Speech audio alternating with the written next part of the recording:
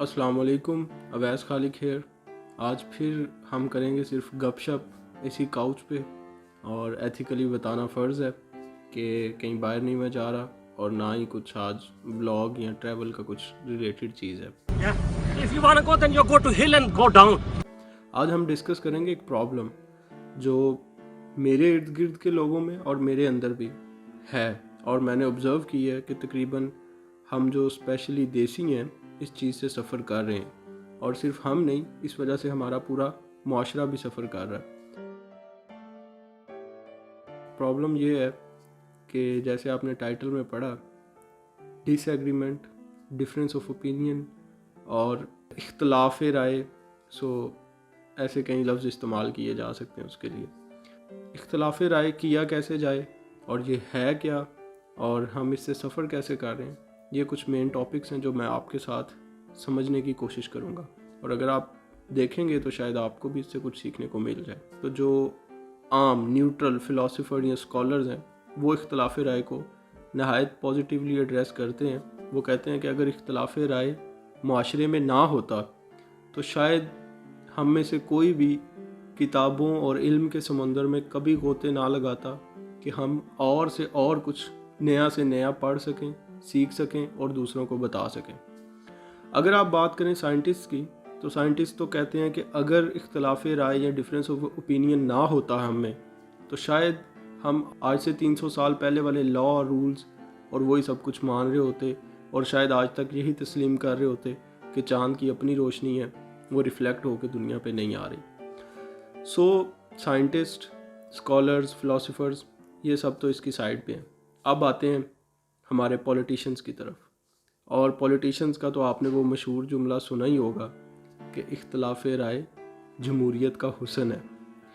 यहाँ तक कि जो सबसे ज़्यादा तनकीद बर्दाश्त करने वाले लोग हैं उनके मुताबिक भी ये चीज़ बेहतर और अच्छी है अगर डिफरेंस ऑफ ओपिनियन हो।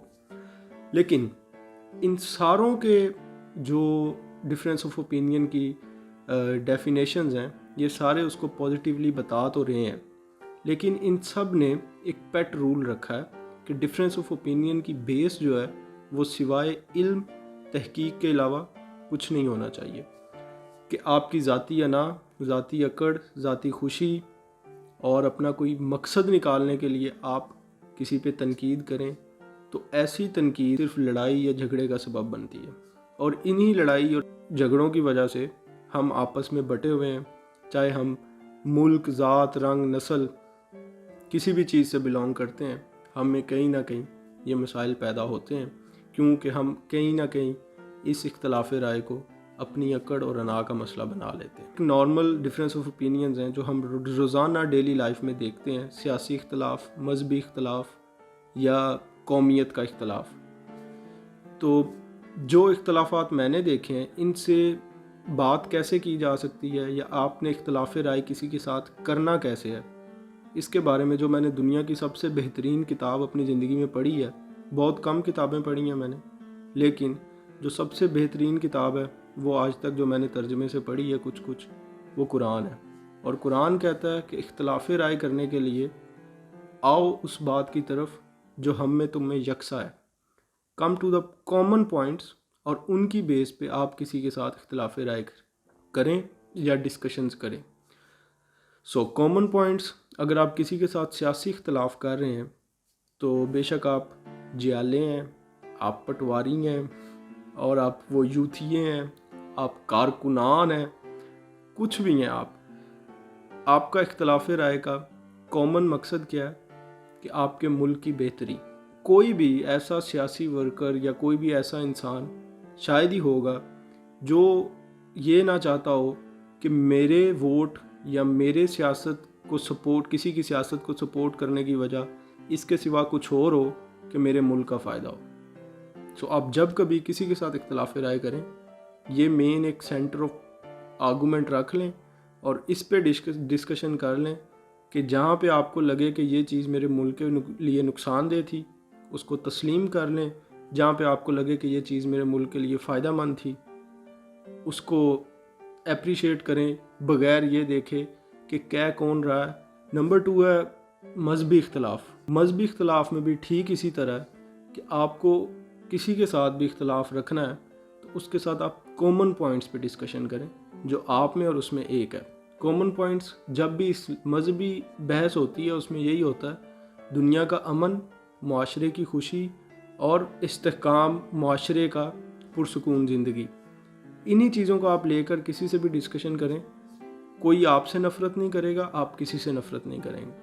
اگر ایٹ دی اینڈ ہر کسی کا مقصد ان باتوں پہ ایگری ہونے سے نکلے گا، اگر آپ حق پہ ہوئے تو وہ بندہ آپ کو مان لے گا، اگر وہ حق پہ ہوا تو آپ اس کو مان لیجئے گا. نمبر 3 آتا ہے سائنٹیفک اختلاف، اور یہ میری نظر میں سب سے میچورڈ اختلاف ہے جو آج کل کے لوگ کرتے ہیں.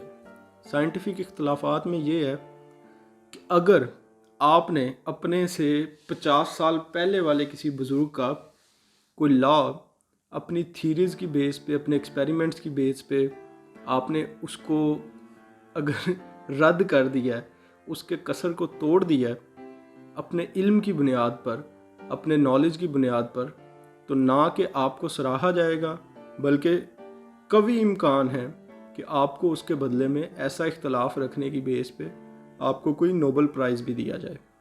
سب سے بڑی بات یہ ہے کہ جو کوئی آپ سے 50 سال پہلے سائنٹسٹ گزرے ہوں گے ان کی عزت میں بھی کوئی فرق نہیں آئے گا.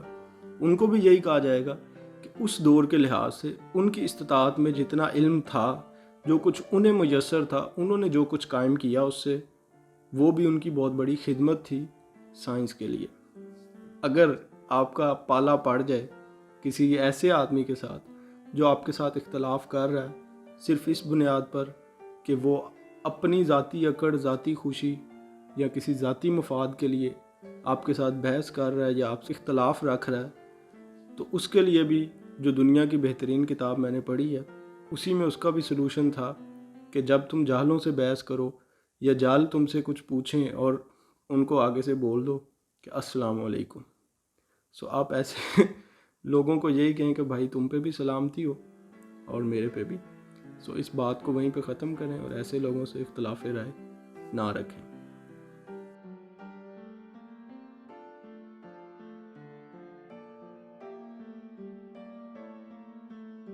اب آتے ہیں ایک اختلاف جو میرا ہے، اور میرے اس اختلاف رائے پہ آج تک میرے کئی دوست، میرے کئی کلاس فیلوز میرے ساتھ بحث کرتے رہے ہیں، اور وہ یہ ہے کہ ایڈوب پریمیئر ہے، یہ ایڈوبی پریمیئر نہیں. اب بے شک اس کو بنانے والے بھی اپنی کانفرنسز میں ایڈوبی کہتے رہیں، بھائی میں تو ایڈوب بولوں گا. Change my mind.